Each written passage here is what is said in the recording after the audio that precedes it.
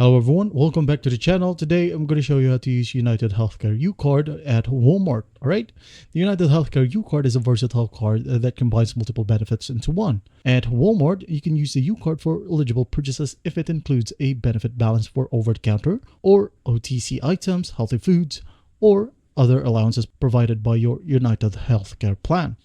And here's how to use it. Step 1 would be to check your UCard balance. Just log into your UnitedHealthCare account through their website or mobile app.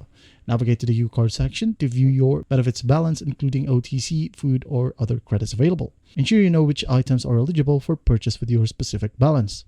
Step 2 is to shop for eligible items at Walmart. Shop for items covered by your plan. Alright, again, it includes over-the-counter items like vitamins, first aid supplies, and personal care products. Healthy food options like fresh fruits, vegetables, dairy products, and other approved food items. Look for tags or sign indicating eligible products or refer to a list of approved items from UnitedHealthCare. Step 3 is at checkout. Inform the cashier that you're using a UCard. Swipe or scan the UCard at the payment terminal.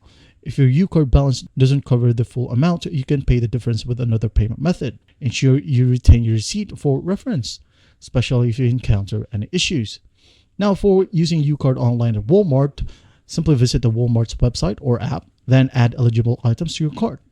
During checkout, select a gift card or the applicable payment option and enter your UCard details. Alright, now if the card doesn't work, just double check your balance, confirm that the items are eligible, and also contact UnitedHealthCare's customer service for more assistance. Now tip here, use your card before the balance expires, usually at the end of the benefit year. And keep your UCard secure and report it immediately if lost or stolen. And that is it. I hope this video helps, and I'll see you in the next one.